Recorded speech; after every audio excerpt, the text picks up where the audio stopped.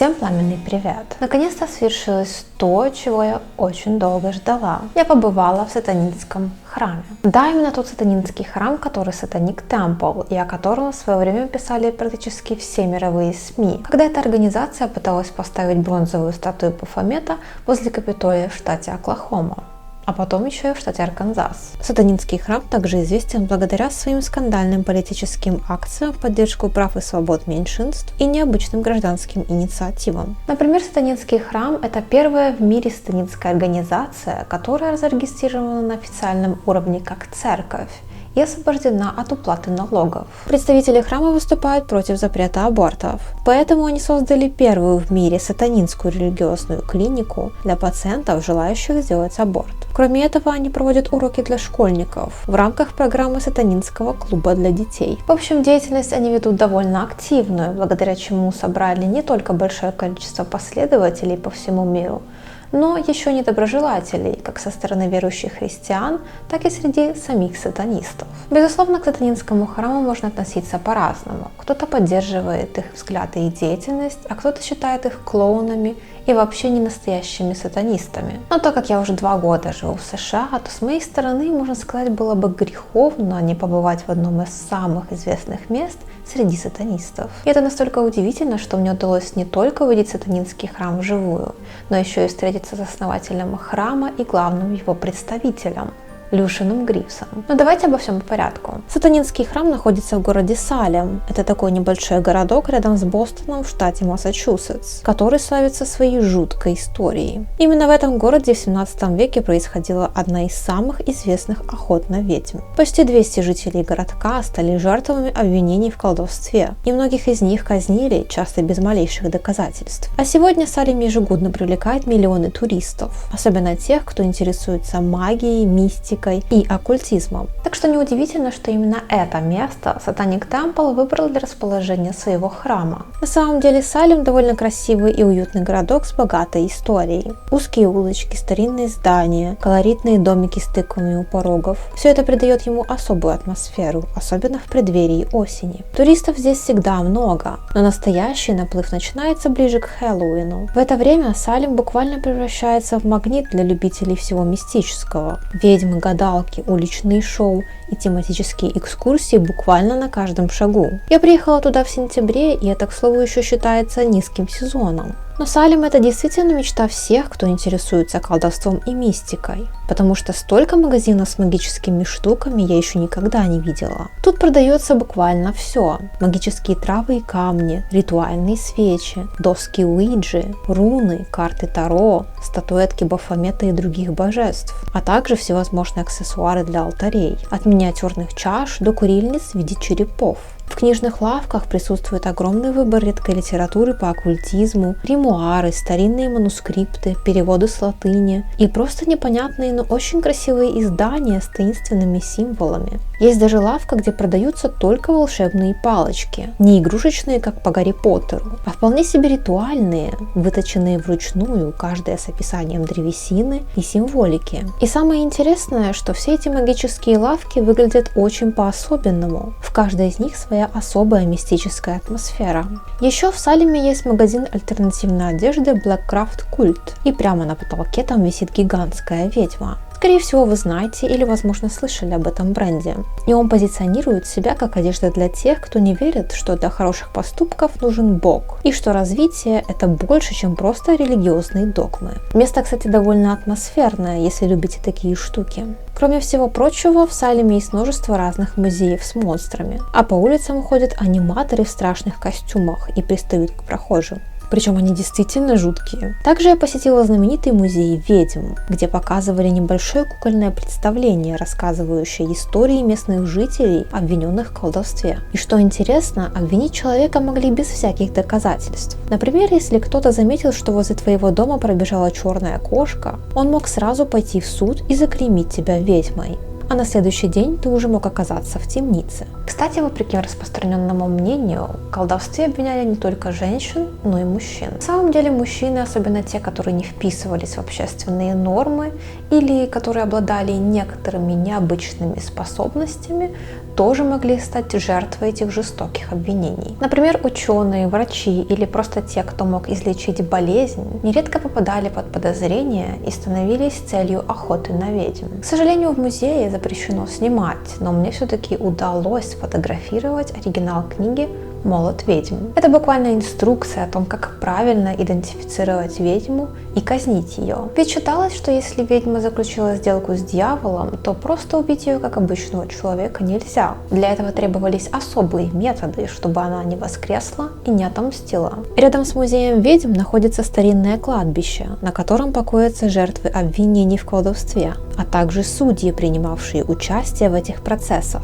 Почти все могилы датируются 17 веком, и на них указаны способы казни обвиненных. Можно сказать, что это место как памятник той темной во всех смыслах эпохи, где правосудие часто принимало самые мракобесные формы. Ну и наконец-то мы добираемся и до сатанинского храма. На удивление, он находится не в центре Салема, а на окраине, поэтому пришлось идти туда пешком полчаса по жаре, потому что общественного транспорта, судя по всему, там просто не существует в природе. Несмотря на то, что я не являюсь членом сатанинского храма и не собираюсь туда вступать, оказаться внутри было довольно впечатляюще. Но выглядит сам дом прям как на картинке, очень мило и симпатично, с развивающимся ЛГБТ-флагом и их пентаграммой, висящей прямо над входом в здание. Раньше в этом здании располагалось похоронное бюро, но в 2016 году его выкупил сатанинский храм и превратил в свою штаб-квартиру и арт-галерею. Чтобы попасть внутрь, нужно позвонить в дверной звонок. К тебе выходит представитель храма, коротко рассказывает о месте и приглашает войти. Внутри небольшие залы с работами современных художников, скульпторов и авторов инсталляций. Все они так или иначе связаны с темами пути левой руки, свободы, критики религиозных догм и бунтарства. Помимо галереи, здесь есть постоянная выставка, посвященная истории охоты на ведьм, сатанизму и сатанинской панике. Здесь я увидела скульптуры инопланетянина из старого американского фильма «Марс атакует». Напишите в комментариях, если вы тоже его видели. В целом, картины в галерее довольно интересные и красивые. Они написаны флуоресцентными красками, которые светятся под ультрафиолетом.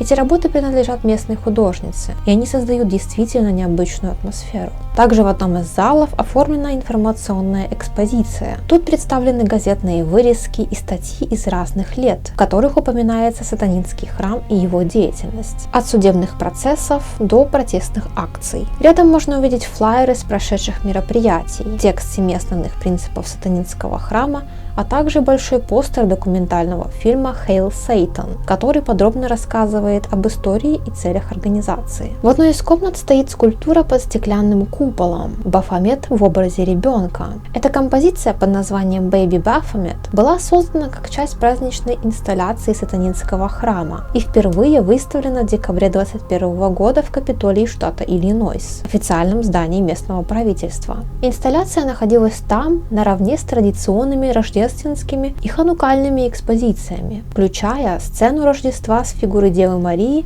и младенцем Иисусом. Логика храма довольно проста. Если одним религиям разрешено выставлять свои символы в общественных местах, то и другим, в том числе сатанистам, должно быть предоставлено такое же право. Безусловно, появление этой скульптуры вызвало протесты со стороны христианских активистов, которые выступили с плакатами против установки сатанинских символов рядом с традиционной религиозной атрибутикой. Однако в США действует принцип свободы вероисповедания, поэтому скульптура Бафомета, стоящая рядом со скульптурой маленького Иисуса, это вполне законно, нравится это кому-то или нет. Множество картин в галерее посвящены библейским мотивам, падшим ангелам, оккультным символам и, конечно же, Бафомету, мистическому антропоморфному существу с рогами и копытами. Эти работы переосмысляют традиционные религиозные образы, исследуя темы свободы, внутренней борьбы и отказа от устоявшихся норм.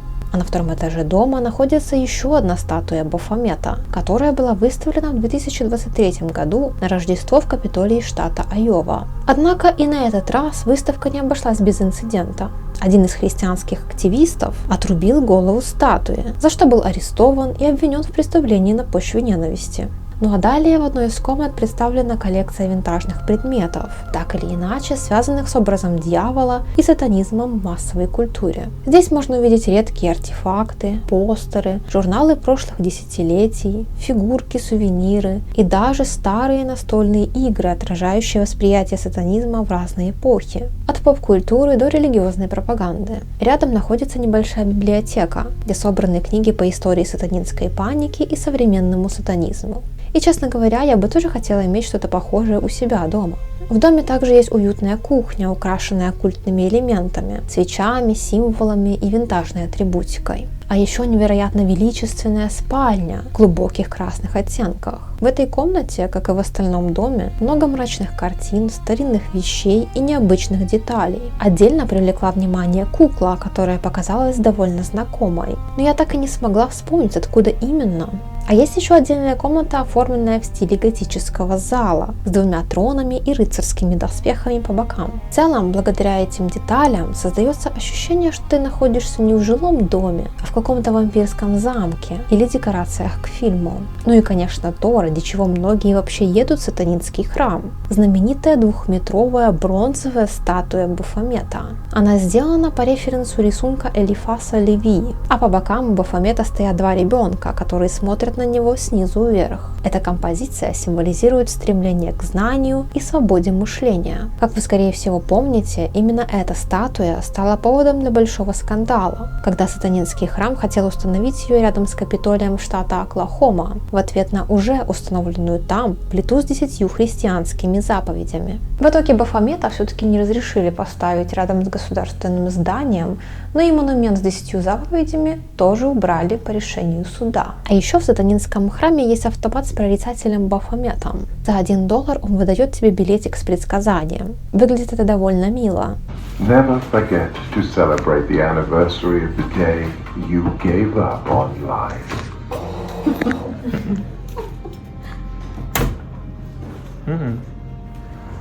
Ну и напоследок, как только я собралась уходить, краем глаза заметила в одной из комнат очень знакомое лицо. Пригляделась, а это, оказывается, был Люшиан Грифс, как вы уже поняли, основатель сатанинского храма. Он стоял с какой-то женщиной, как позже выяснилось, художницей, чьи работы представлены в галерее, и показывал ей постеры, посвященные деятельности храма. Честно говоря, я была в легком шоке. Просто представьте, какой шанс, что именно в этот день, в этот момент он окажется там. Это все выглядело прям как знак свыше, поэтому, конечно, я не могла упустить шанса не подойти. В общем, сказала, что очень рада его видеть, и он, к удивлению, оказался очень доброжелательным и даже немного стеснительным, но при этом с радостью согласился сфотографироваться. Вот это вот наша совместная фотография, на ней я очень довольная. И Люшиан Грифс, судя по всему, тоже, хотя я не знаю, напишите в комментариях, что вы думаете. В целом, сатанинский храм мне понравился, и это был действительно впечатляющий опыт. Думаю, у некоторых из вас может возникнуть вопрос: вступила ли я в сатанинский храм или, может быть, собираюсь? На самом деле я не планирую вступать ни в сатанинский храм,